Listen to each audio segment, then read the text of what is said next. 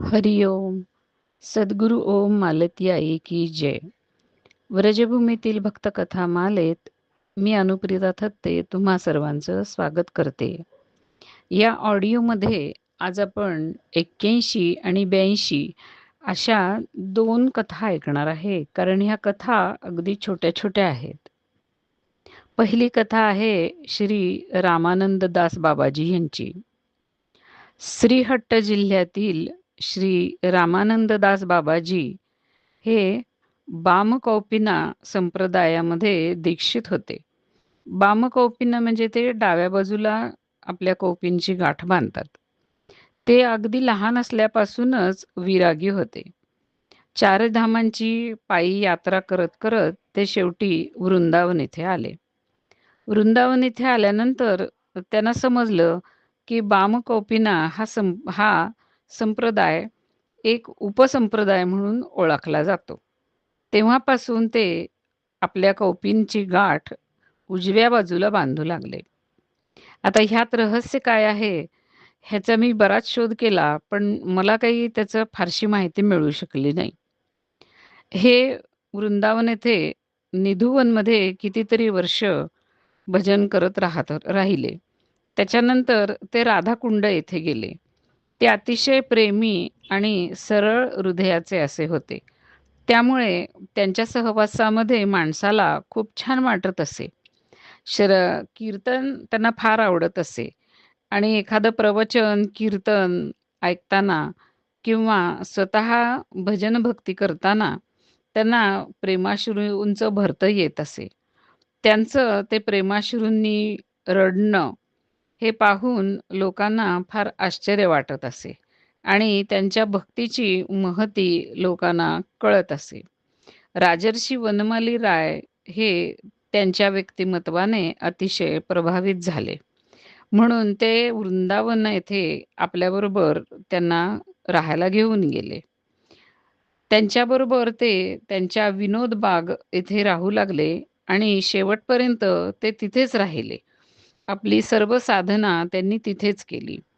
राजर्षी बहादूर आणि त्यांची पत्नी ह्यांचा देहावसन झाल्यानंतर म्हणजे त्यांनी शरीर सोडल्यानंतर त्यांच्या ठाकूर मूर्तींचं म्हणजेच श्री विनोदजींची सेवेची देखभाल सर्व ही शेवटपर्यंत यांनीच केली.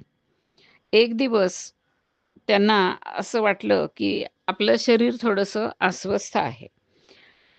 आत्तापर्यंत त्यांना कधीच कुठलाही शारीरिक त्रास झालेला नव्हता. त्यांची तब्येत अगदी उत्तम होती. त्या दिवशी त्यांनी मग कामिनी बाबू आणि श्री माधवदास बाबाजी यांना बोलवून घेतलं. इकडे आपलं सगळं नित्यकृत्य त्यांनी नेहमीप्रमाणेच संपवलं. त्याच्यानंतर श्री भागवत पाठ ऐकला. रात्री वृंदावनचे प्रसिद्ध कीर्तनीय श्री रामदास बाबाजी यांचं रूपाभिसार या पद्धतीचं कीर्तन त्यांनी ऐकलं. मग कीर्तनी लोकांना भोजन वगैरे देऊन आणि त्यांना दक्षिणा देऊन त्यांनी निरोप दिला. नंतर श्री माधवदास बाबाजी, कामिनी बाबू आणि विपिन बिहारी दास बाबाजी यांनी नामसंकीर्तन करायला सुरुवात केलं. तो भाद्रपद महिना होता. रात्री 12 वाजताच्या नंतर हवा थोडी गार होऊ लागली, थंडी पडू लागली. म्हणून सर्वजण बाबांना आता आपण आत जाऊया असा आग्रह करू लागले. त्या उत्तरादाखल फक्त त्यांनी कामिनी बाबूंकडे पाहिलं आणि अतिशय सुंदर असं एक स्मित केलं आणि आपला चेहरा त्यांनी वस्त्रांनी झाकून घेतला. पण ते काहीच बोलले नाहीत. शेवटी सगळेजण थोड्या वेळ तिथेच बसले. कामिनी बाबूंना त्यांचा हसण्याचा अर्थ समजलाच नव्हता.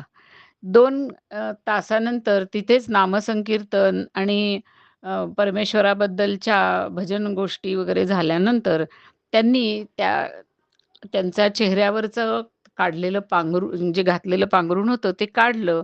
तेव्हा कामिनी बाबूंना कळलं, की ते देह सोडून कायमचेच लीलेमध्ये प्रवेश करून गेलेले आहेत. दुसरी गोष्ट आहे श्री रामदास बाबाजी यांची. ते बरसाना येथे लोटन कुंज येथे राहत होते.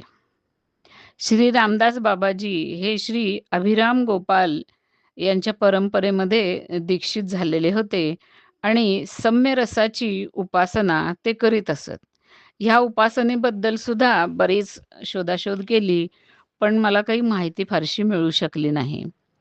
व्रजमंडल इथे राहायला आल्यानंतर सिद्ध श्री बाबाजी जगन्नाथदास बाबाजी महाराज यांचा संग त्यांना मिळाला.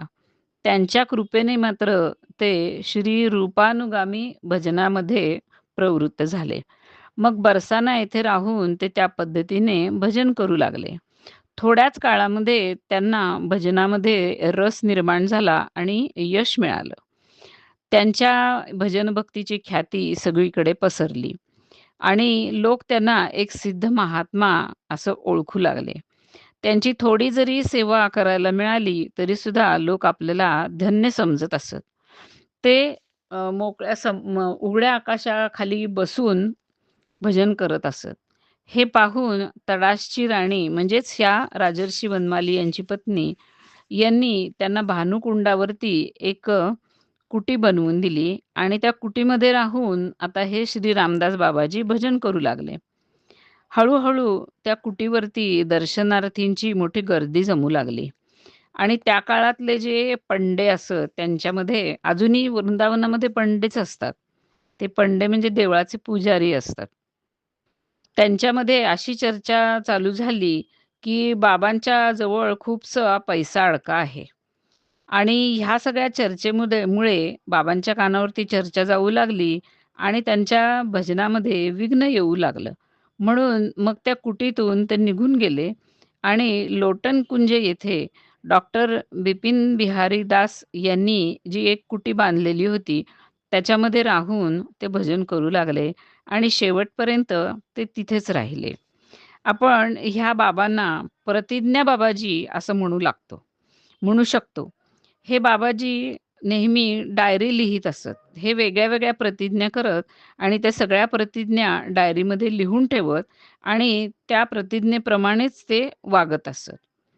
डायरीमध्ये एके ठिकाणी त्यांनी लिहिलेलं होतं, की स्वयं महाभगवान श्रीकृष्णचंद्र यांनी आपल्या स्वतःच्या तोंडाने, श्रीमुखाने मला सांगितलेलं आहे, की हे जे अतिशय जिंकायला अवघड असं दुर्जय मन जे आहे, ते ह्या देहात राहतं आणि तेच आपला परमशत्रू असतं.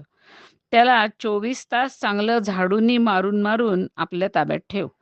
नाहीतर ते तुझं साधन भजन नष्ट करेल आणि थेट तुला रवरव नरकामध्ये सुद्धा घेऊन जाईल. इतकं ते वाईट आहे. सर्व प्रकारांनी मनाला निग्रहामध्ये ठेवून आणि सतत त्याला रागावून आणि त्याला शिक्षा करून, त्याला कुठेही जाऊ न देता केवळ माझ्या चिंतनामध्ये तू त्याला योजून ठेव. त्याला त्याच्यामध्येच तू दाबून ठेव.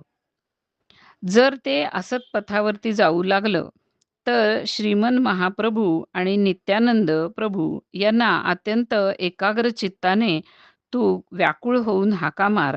ते येऊन तुला त्या संकटातून, त्या मनापासून सोडवतील. संभवतः तेव्हापासूनच आपल्या मनाचा निग्रह करण्यासाठी आणि त्याला लहान मुलाप्रमाणे भीती दाखवण्यासाठी ते आपल्या उशीच्या खाली एक सुरी ठेवत असत.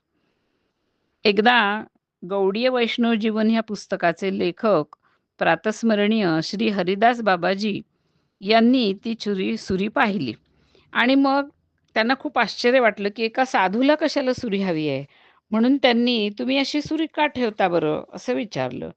तेव्हा ते म्हणाले, "हे बदमाश मन आहे ना, त्याला काबूत ठेवण्यासाठी मी ही सुरी इथं ठेवतो. ज्या दिवशी हे श्रीमन महाप्रभूद्वारा दाखवल्या गेलेल्या भजन पथावरून मला दूर लोटेल किंवा त्याच्यामध्ये स्थिरता उत्पन्न करण्याचे प्रयत्न करेल, त्या दिवशी ह्या सुरीने स्वतःचा गळा कापून घेऊन मी त्या मनाची अंत्येष्टी करीन." या संबंधामध्ये ते अतिशय दृढ प्रतिज्ञ होते आणि त्याबद्दल त्यांनी आपल्या डायरीमध्ये सुद्धा लिहून ठेवलेलं आहे. श्री हरिदास बाबाजी यांनी त्याबद्दल त्यांच्या डायरीमध्ये काय वाचलं होतं ते आपण ऐकू. ते लिहितात, की जर एखादा व्यक्ती कोणीही असो तो, जर तुला विनाकारण चपलेने मारेल किंवा कुणी तुझ्या शरीरावरती घाण टाकेल, कुणी तुझ्या डोक्यावर काठी मारेल किंवा एखादा तुला काटेरी काठीने तुझं अंग सोलून काढेल किंवा तुला शिव्या देईल आणि तुझा अपमानकारक खूप बोलेल तुला आणि तुझ्या मनाला वेदना देईल. अगदी ह्याच्याही पेक्षा मी तर म्हणतो, की समजा तुझं मस्तक अ, कापून टाकण्यासाठी कुणी तुझ्या अंगावर धावून येईल, तरीसुद्धा तू शस्त्र चालवायचं नाहीस. म्हणजे मी शस्त्र चालवणार नाही किंवा मी एखादं वाक्यही त्याला बोलणार नाही. आज बंगाब्द 1338 माघ मास अष्टमी तिथी 2 वाजता मी ही दृढ प्रतिज्ञा केलेली आहे. आणि जर या दृढ प्रतिज्ञेपासून मी लांब जाईन, प्रतिज्ञेचा मी जर भंग करीन, तर मी स्वतःलाच शाप देतो, की 27,860 युगापर्यंत मी नरक भोगीन. श्री भगवान कृष्ण हे माझी ही प्रतिज्ञा ऐकायला साक्षी आहेत आणि तेच मला ही प्रतिज्ञा पाळायचं बळ देतील. जर मला ही प्रतिज्ञा भंग करण्याची इच्छा झाली, तर या सुरीने मी माझा गळा चिरून घेईन. अशा प्रकारच्या प्रतिज्ञा ते करत असत आणि त्या प्रतिज्ञा शेवटपर्यंत त्यांनी पाळलेले आहेत. आणखीन एक प्रतिज्ञा हरिदास बाबाजींनीच सगळ्यांना सांगितली आहे, की डायरीमध्ये ह्या बाबाजींनी लिहिलेलं आहे, की व्रजमधील ज्या काही स्त्रिया आहेत, त्या लक्ष्मी समान आहेत आणि जे पुरुष आहेत, ते विष्णूच्या समान आहेत, असं मानून त्यांची भक्ती करायची आहे. म्हणून हे मना सावधान राहा, सावधान राहा. स्त्री असो की पुरुष असो, सर्वांसमोर तू हात जोडून, वस्त्राने हात बांधून त्यांच्यासमोर हात जोडून तू उभा राहा आणि ह्या जीवनाचा जीवनपर्यंत तुला पालन करायचं आहे. ही प्रतिज्ञा मी पत्रभंगाब्द 1347 भाद्र मासातील 17 तारखेला 12 वाजता लिहिलेली आहे. श्री रामदास बाबाजींनी ह्या सर्व प्रतिज्ञांचं अक्षरशः जीवनभर पालन केलं आणि अर्थातच त्याच्यामुळे त्यांचं सगळं जीवन हे अत्यंत शुद्ध आणि विरागी पद्धतीने भजनासक्तीमध्ये गेलं आणि त्यांना चांगली गती मिळाली. हरिओम.